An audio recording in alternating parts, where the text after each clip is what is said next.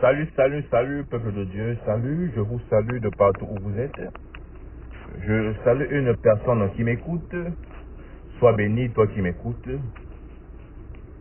Je salue tous les guerriers, tous les guerriers de partout, les guerriers du Christ de partout où vous êtes. Que la paix de notre Sauveur, de notre Seigneur et Sauveur soit notre partage à tous. Bien-aimés, une fois de plus, comme nous le faisons tous les dimanches, bien-aimés, nous nous trouvons dans la présence de l'Éternel. J'aimerais que tu puisses disposer ton cœur. J'aimerais que tu puisses disposer tes pensées dans la présence de l'Éternel. Éternel, une fois de plus, nous venons encore dans ta présence. Nous venons te dire merci pour le souffle de vie. Merci pour la force que tu nous donnes de nous tenir dans ta présence. Je viens dire merci pour la vie d'une personne, merci pour la vie d'un frère, pour la vie d'une sœur qui m'écoute. Merci pour leur garder fort. Merci pour enlever la maladie loin d'eux et de leur famille. Papa, nous venons encore une fois de plus dans ta présence. Papa, demander pardon si nous avions dû tomber, papa. Pardonne-nous et rends-nous forts, car de nous-mêmes nous ne pourrions pas résister au péché. Mais ton esprit en nous fortifie. Nous sommes fortifiés par ton esprit. C'est ce que dit la parole de l'Éternel. Et une fois de plus encore, nous venons en ce moment demander la présence de ton sang, que ton sang puisse anéantir toute puissance qui n'est pas de toi. Toute puissance qui n'est pas de toi dans nos maisons, dans nos vies. Que ton sang nous purifie. Papa, nous venons encore laisser ce moment entre tes mains, cette parole entre tes mains, car ta parole en nous est une purité en nous. Une parole qui va sûrement changer une personne, la vie d'une personne. Une parole qui va sûrement pousser une personne à décider de changer sa vie, de donner sa vie à Christ. Merci papa, pour ce moment je m'écarte et papa prend la première place et parle à ton peuple. C'est en ton nom que nous avons prié. Amen. Bien-aimés dans le Seigneur, amen, amen, amen. Que Dieu vous bénisse de partout où vous êtes, de partout où vous nous écoutez. Je dis shalom à un guerrier de l'Éternel. Aujourd'hui, nous allons parler, notre thème d'aujourd'hui, c'est quel vase es-tu? Quel vase es-tu? J'aimerais qu'une personne prenne sa Bible dans le livre de 2 Rois 4. Nous allons lire à partir du verset 1. 2 Rois 4, nous allons lire à partir du verset 1. Je lis au nom du Seigneur Jésus-Christ. La Bible nous dit qu'une femme d'entre les femmes des fils des prophètes cria à Élisée en disant: ton serviteur mon mari est mort, et tu sais que ton serviteur craignait l'Éternel. Or le créancier est venu pour prendre mes 2 enfants et en faire ses esclaves. Élisée lui dit: que puis-je faire pour toi? Dis-moi, qu'as-tu à la maison? Elle répondit: ta servante n'a rien du tout à la maison, mais qu'une vase d'huile. Et il dit: va demander au dehors des vases chez tous les voisins, des vases vides, et n'en demande pas un petit nombre. Quand tu seras rentré, tu fermeras la porte sur toi et sur tes enfants, tu verseras dans toutes ces vases, et tu mettras de côté ceux qui seront pleins. Alors elle le quitta, elle ferma la porte sur elle et sur ses enfants, elle le présentèrent des vases, et elle versait. Lorsque les vases furent pleins, elle dit à son fils: présente-moi un vase. Mais il lui répondit: il n'y a plus de vase, et l'huile s'arrêta. Elle alla le reporter à l'homme de Dieu et lui dit: va vendre l'huile et paie ta dette et tu vivras, toi et tes fils, de ce qui restera. Amen. Bien-aimés dans le Seigneur, ici, nous voyons ici dans cette histoire, bien-aimés, l'histoire nous parle d'une femme, une femme d'entre les femmes des fils des prophètes créa à Élisée. Une femme dont son mari était prophète. La Bible nous dit que ce prophète craignait Dieu avant qu'il meure. Et qu'est-ce qui s'est passé après sa mort? Après sa mort, le créancier est venu pour prendre ses 2 enfants et pour en faire des esclaves. Ici, nous voyons que la Bible nous dit qu'il craignait Dieu, mais il s'endettait. Il craignait Dieu, mais sa progéniture, ses enfants, devaient devenir esclaves. Ici, nous voyons, frères et sœurs, si nous voyons ici que ce monsieur craignait Dieu, mais au fait, il était sous l'emprise de l'obscurité du royaume des ténèbres. Beaucoup aujourd'hui nous disons que nous craignons Dieu, mais nous ne le manifestons pas. Où est la manifestation de ta crainte pour l'Éternel? Nous sommes dans le royaume des ténèbres. Beaucoup qui te disent, ils craignent Dieu. Amen. Beaucoup qui te disent qu'ils craignent Dieu sont sous l'emprise du diable. Bien-aimés, nous devions savoir une chose, que tu es le résultat, ou bien tu es le fruit de la pensée de l'Éternel. Avant que Dieu te crée, Dieu a dû penser à te créer. Et en pensant à te créer, Dieu t'a créé. Donc nous sommes la pensée de l'Éternel. Nous sommes la parole, cette parole qui se trouvait dans la pensée de l'Éternel et qui nous a créés. Au fait, nous et Dieu, nous devions être un. Car si la parole de Dieu est en nous, c'est en ce moment-là que nous allons craindre Dieu. Parce que nous allons marcher selon la parole de Dieu. Amen. Nous allons marcher selon la parole de Dieu. Beaucoup nous disons que nous craignons l'Éternel, mais rien ne marche en nous. Nous craignons l'Éternel, mais nous demeurions des esclaves. Nous craignons l'Éternel. Montre-moi quel est le résultat de la crainte que tu as pour l'Éternel. Tu ne peux pas craindre l'Éternel et continuer à souffrir. Tu ne peux pas craindre l'Éternel et que les lois de la famille continuent à s'abattre sur toi. Tu ne peux pas craindre l'Éternel et continuer à être pauvre. Tu ne peux pas craindre l'Éternel et continuer à être malade. C'est qu'il y a un problème. Ce monsieur qui, soi-disant, craignait l'Éternel, mais il s'endettait. Il s'endettait à Tondamakina Banyumbu. Et jusque même à sa mort, il n'a pas pu payer ses dettes. Bien-aimés dans le Seigneur. Et ici, nous voyons que ces enfants devaient devenir esclaves à cause des dettes de leur papa, de leur père. Aujourd'hui, beaucoup des enfants, beaucoup des familles, ils paient que ce que leurs parents ont dû faire. Ils paient que des dettes. Les parents ont dû signer des contrats. Les parents ont dû signer des accords, ont dû avoir des alliances. Et aujourd'hui, ce sont des enfants qui paient ces alliances. Demande-toi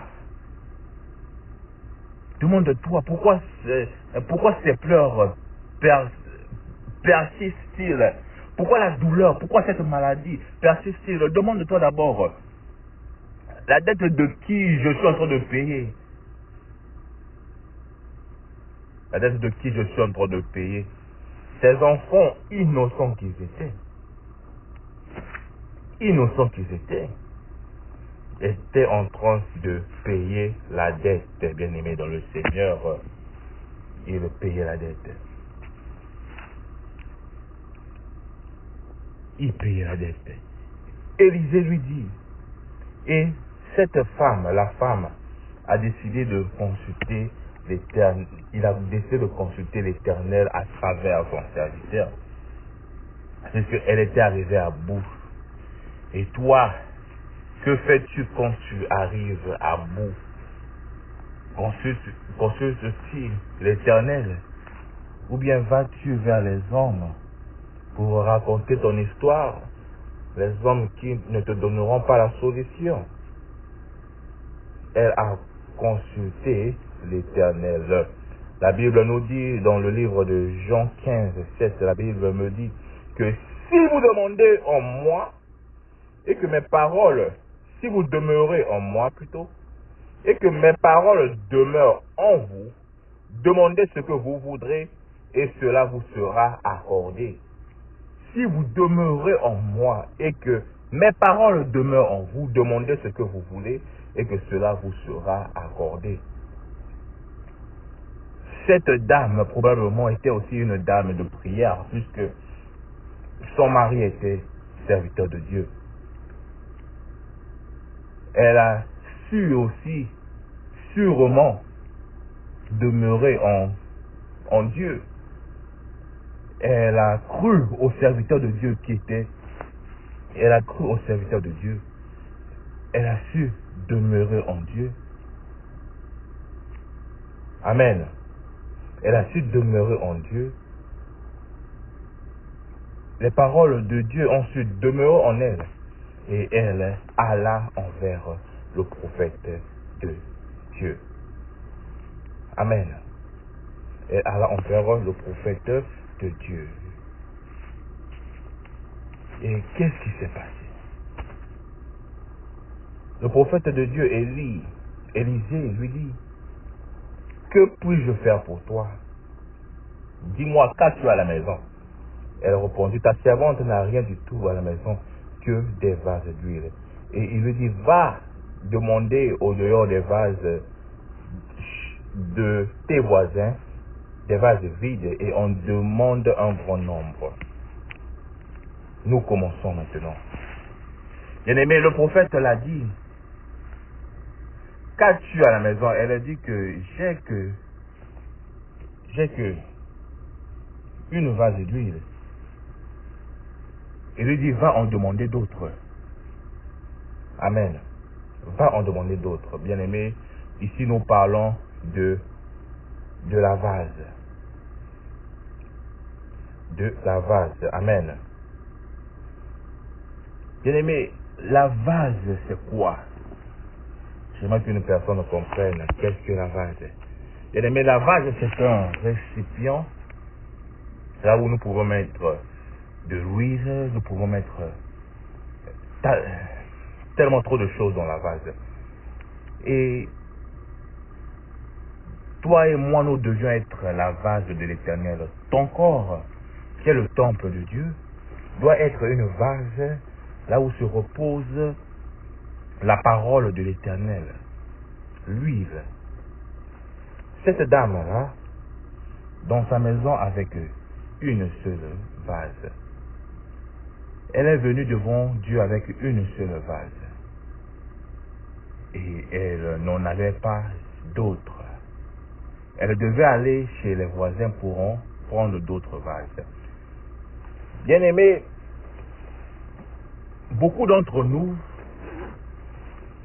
nous ne sommes pas maîtres de notre propre corps. Vous le saurez pourquoi je le dis. Nous ne sommes pas maîtres de notre propre corps. Il y a beaucoup de facettes que nous avons en nous qui nous dominent. Nous venons envers Dieu avec une facette que je suis enfant de Dieu, que je crains Dieu, mais il y a d'autres facettes que nous cachons, des facettes qui nous dominent. des esprits qui nous dominent. C'est pour cela, dans 2 Timothée 2, 20, la Bible nous dit, dans une grande maison, il n'y a pas seulement des vases d'or et d'argent, mais il y en a aussi des bois et de terre. Les uns sont des vases d'honneur et les autres sont d'un usage vil. Donc, dans une maison, toi qui es la maison, tu as beaucoup de vases.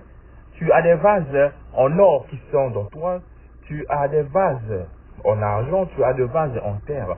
Donc, tu as des facettes en toi, tu as différents esprits en toi, tu as différents comportements en toi, d'autres qui sont bons et d'autres qui ne sont pas bons pour l'Éternel. Donc, cette dame-là, elle avait mené envers l'Éternel une vase d'or. Elle a présenté une vase d'or. Mais tandis qu'il y avait d'autres vases d'or, puisque quand nous parlons des voisins, nous parlons des maisons qui ne sont pas la sienne, n'est-ce pas? Nous parlons des esprits qui ne sont pas la sienne, mais qui te dirigent. Nous parlons des esprits qui te dirigent, des esprits qui te mettent des comportements qui ne sont pas bons à l'égard de l'Éternel. Donc, elle a présenté une vase, une bonne vase, une vase en or. Mais qu'est-ce que le serviteur de Dieu a dit? Non, cela ne suffit pas. Cela ne suffit pas. Présente-moi toutes tes facettes. Bien-aimés, quand nous venons de la présence de Dieu, nous devions présenter à Dieu toutes nos facettes. Nous devions présenter à Dieu que je ne suis pas seulement ceci, mais je suis aussi ceci. Beaucoup les dimanches, nous venons avec une facette, que nous sommes chrétiens, que nous sommes enfants de Dieu. Mais la facette de l'impolitesse, nous la gardons. La facette de l'impudicité, nous la gardons. Nous le ramenons dans nous le lundi. La facette de l'alcoolisme, nous la gardons, nous ne la présentons pas. Je ne sais pas si tu me comprends, mon frère, ma soeur. Mais je dois te parler. Nous ne la présentons pas, nous la gardons. C'est pour cela l'homme de Dieu a dit à cette maman, emmène-moi toutes tes facettes. Emmène envers Dieu toutes tes facettes. Amen. Toutes tes facettes. Car Lévitique 11, 33 nous dit ceci. Tout ce que tu trouveras dans un vase de terre, où il tombera quelque chose, sera souillé, et vous briserez la vase. Bien-aimé, la vase de terre en toi doit être brisée. L'hypocrisie en toi doit être brisée. L'ivonnerie en toi doit être brisée. La tromperie en toi doit être brisée. La sorcellerie en toi doit être brisée. Pourquoi présentes-tu une vase d'or tandis que tu as une vase de terre aussi en toi qui doit être brisée? J'aimerais que tu comprennes ce message. C'est un message tellement important. Amen. Romains 9, 21 nous dit ceci. Le potier n'est pas qui maître de l'argile pour faire avec la même masse un vase d'honneur et un vase d'un usage vil. Pourquoi toi qui t'appelles enfant de Dieu, c'est en toi que nous trouvons, soi-disant, la crainte de l'Éternel. C'est aussi en toi aussi que nous trouvons aussi le mensonge, l'ivonnerie, botonga tonga, kosenga senga, bitiola tola. Nous trouvons aussi ces choses aussi en toi. Normalement, étant enfant de Dieu, nous ne devons pas trouver ces choses en toi. Nous devons trouver les fruits de l'esprit qui est en toi. Tu devais être une vase qu'on appelle la vase d'honneur. La vase d'honneur qui plaît à l'Éternel.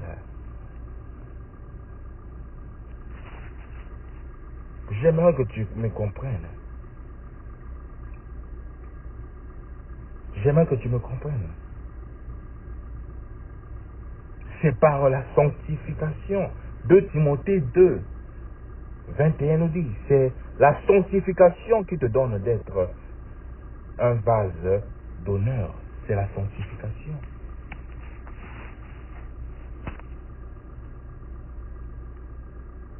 Ici, nous voyons que elle a demandé et les ramena et ces vases devenaient remplis de l'huile, jusqu'à ce que les vases finirent et l'huile s'arrêta. Bien aimé, l'huile c'est la parole de l'Éternel. Mais pour cette dame-là, elle s'arrêta. Nous devons comprendre une chose. Que la parole de l'Éternel, que les bontés de l'Éternel ne s'épuisent pas. Mais pourquoi dans la vie de cette dame, elle s'arrêta? Et quand elle s'arrêta, elle partit même vu Élisée et il a dit qu'elle s'arrêta. Et Élisée dit que, ok, prends cette huile-là, vends. Et l'argent que tu vas prendre, tu payes au créancier. Et le reste, l'huile, vous vivrez avec ça, toi et tes enfants. Mais les bontés de l'Éternel ne s'épuisent pas. Mais pourquoi l'huile s'arrêta? Nous devions nous demander cette question. Pourquoi l'huile s'arrêta? Elle pouvait aussi prendre une vase qui était pleine.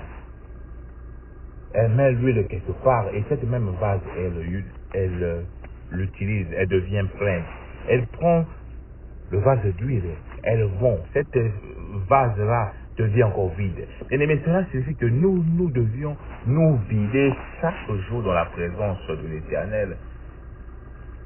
Chaque jour dans la présence de l'Éternel, nous devions nous vider pour encore en recevoir plus de bénédictions, pour encore en recevoir plus de la part de l'Éternel, pour que les bontés de l'Éternel ne s'épuisent pas dans notre vie. Si les bontés de l'Éternel s'épuisent dans ta vie, la seule question que je peux te poser, mon frère, ma soeur, est: est-ce que tu te vides? Est-ce que tu te vides de tes péchés? Est-ce que tu te vides de ton mensonge? Est-ce que tu te vides? C'est la question que je peux te demander. Es-tu réellement dans la lumière ou bien demeures-tu dans les ténèbres? Puisque ici nous voyons que cette famille était une famille qui était dans les ténèbres. Une famille qui était destinée à souffrir. Une famille qui était destinée à être esclave. Mais même en rencontrant le serviteur de Dieu, la dame a ramené une facette, mais d'autres facettes devaient aussi être ramenées devant l'Éternel. Nous devions venir avec Dieu. La Bible nous dit: venons vers Dieu avec tout ce que nous avions. Nous ne devions rien cacher. Toi, tu penses que tu caches quelque chose à Dieu, mais Dieu sait tout, il voit tout. Tu ne le caches rien, il sait tout. Mais il veut que tu puisses venir envers lui. Venez à moi, vous qui êtes chargés, je vous déchargerai. La Bible nous le dit.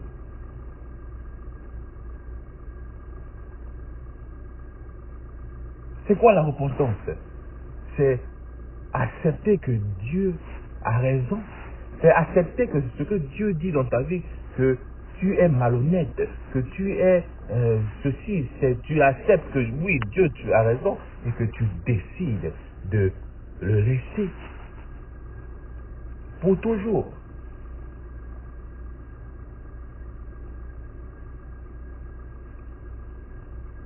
Pour toujours.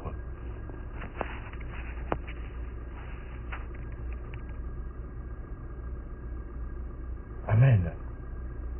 J'aimerais qu'on prie. J'aimerais que nous appelions la présence de Saint-Esprit. Que le Saint-Esprit puisse nous remplir. Et ensuite, nous avions 2 ou 3 sujets, nous allons prier. Je veux que tu pries.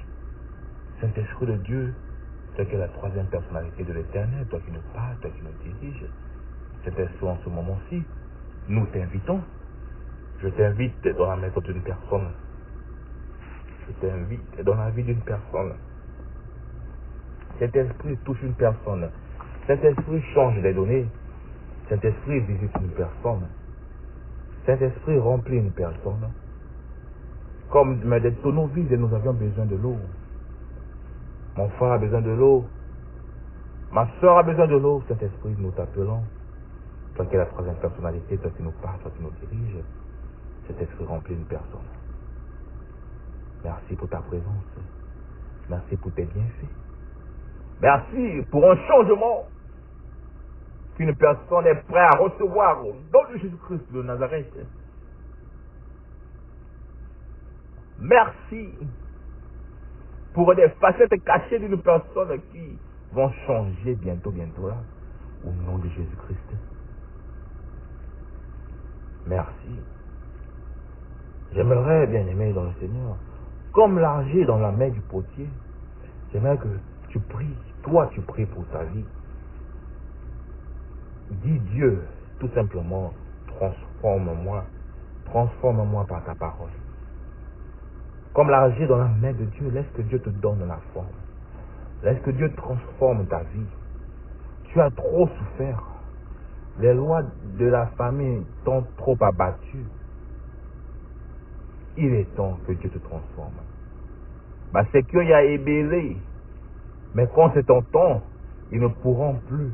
Quand il y a ébélé, mais quand c'est ton temps, ils ne pourront plus t'empêcher d'aller là où tu veux aller. D'aller là où Dieu veut que tu pars. Quand c'est le temps de Dieu, rien ne peut plus t'empêcher.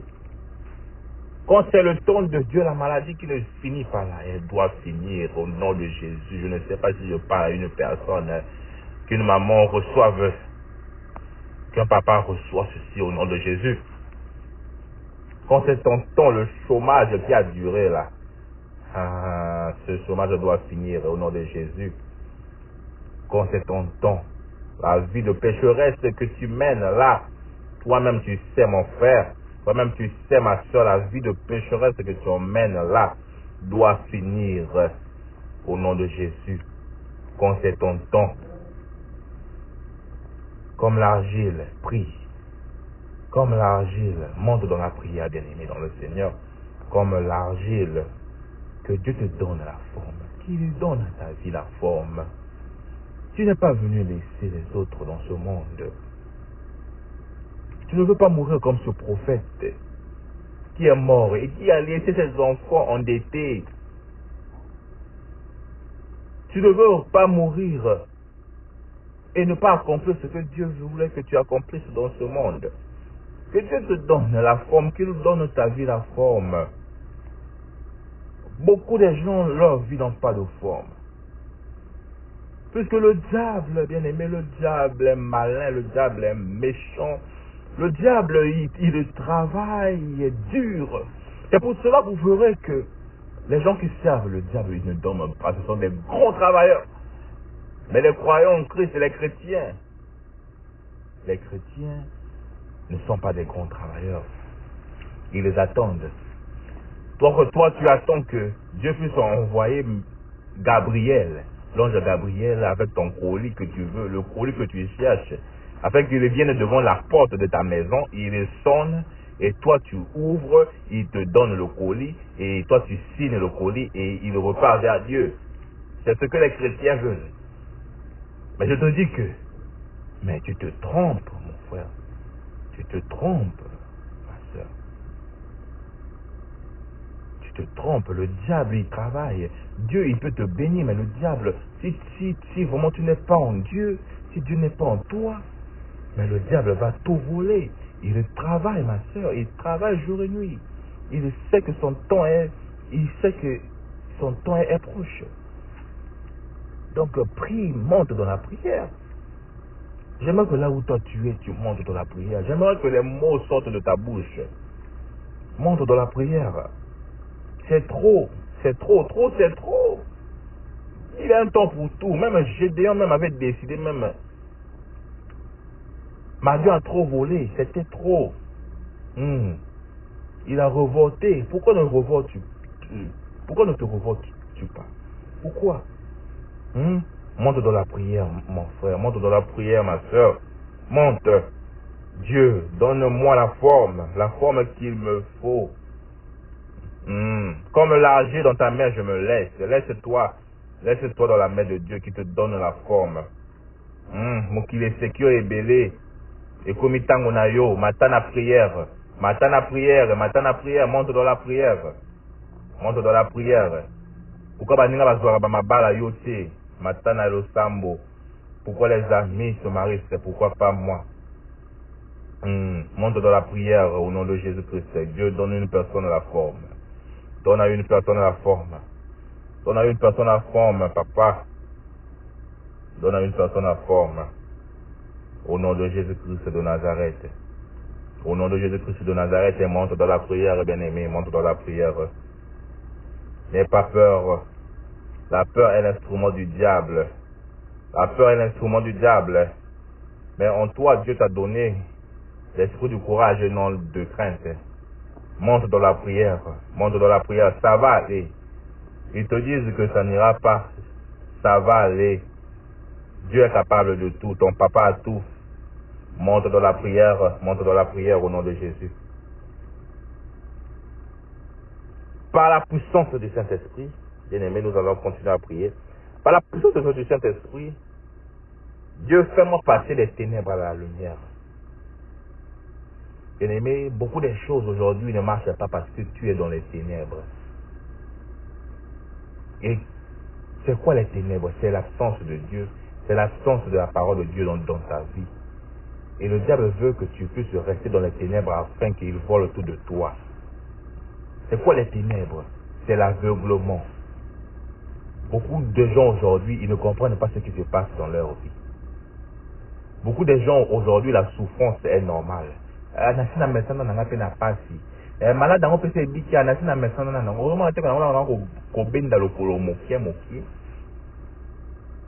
donc au médecin na ko benda lokolo au médecin na ko vanda na nda o kota ndako donc o ta ko meka atate que ya ko zongi la vie na ya ko bimaka na yo ya ko zala na yo bien donc au médecin na yo na pasi o kota ndako donc au médecin na yo o ta ko sala de l'autre côté. Beaucoup de gens aujourd'hui sont habitués à la souffrance. Pourquoi? Parce que le diable t'aveugle. Tu es aveugle, tu n'arrives pas à voir ce qui se passe tout autour de toi. Mais aujourd'hui, par la puissance du Saint-Esprit, qu'une personne sorte des ténèbres au nom de Jésus-Christ de Nazareth. Jésus-Christ est mort après 3 jours, était descendu au séjour des morts. Il a pris la clé de la vie et de la mort dans les mains du diable. Il a ramené ce qui était dans les ténèbres à la lumière. Qu'une personne soit ramenée des ténèbres à la lumière au nom de Jésus-Christ. Qu'un frère, qu'une sœur soit ramenée des ténèbres à la lumière. Toi qui m'écoutes, au nom de Jésus-Christ, aujourd'hui Jésus-Christ va te visiter. Jésus-Christ visitera une personne aujourd'hui. Jésus-Christ visitera une personne aujourd'hui. Si seulement si tu crois en lui, si seulement si tu crois en lui, tu seras sauvé au nom de Jésus-Christ de Nazareth. Prie, bien-aimé dans le Seigneur. Les ténèbres ont trop duré dans ta vie. Les Égyptiens que vous verrez aujourd'hui, demain vous ne le verrez pas. Mais pourquoi cette parole ne s'accomplit-elle pas dans ta vie? Pourquoi que chaque jour tu vois les mêmes Égyptiens? Bien-aimé, monte dans la prière. Monte dans la prière. Ekosuka wapi likambo oyo. Likambo nini ezanga suka. Ekokende kino wapi. Mata na losambo. Ekokende kino wapi. Balwa ya famille yango ekosuka ni mokolo nini. Pauvreté oyo ekosuka mokolo nini. Mokolo nini oyo pe que quel jour aussi la pauvreté va s'arrêter dans ta vie. Quel jour aussi les pleurs vont s'arrêter. Monte dans la prière. Quel jour. Monte dans la prière. Les pleurs doivent s'arrêter. La pauvreté doit s'arrêter. Cette maladie doit s'arrêter. Au nom de Jésus-Christ. Au nom de Jésus-Christ. Maladie, tu n'as pas de place dans ma vie. Maladie, tu n'as pas de place dans la vie de mes enfants. Tu n'as pas de place dans la vie de ma femme. Et si tu es une femme, dit que maladie, tu n'as pas de place dans la vie de mon mari, dans la vie de nos enfants, dans la vie de nos parents. Maladie, tu n'as pas de place. Maladie, tu n'as pas de place. Car Jésus-Christ, sous la croix, le sang qu'il a versé là n'était pas pour rien. Je ne dois pas être malade.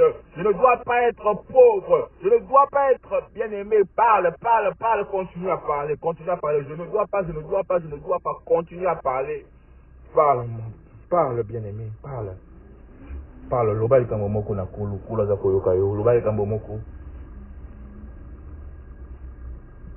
Bien-aimé, que Dieu puisse changer. Dieu change mon comportement afin que je reflète ton image.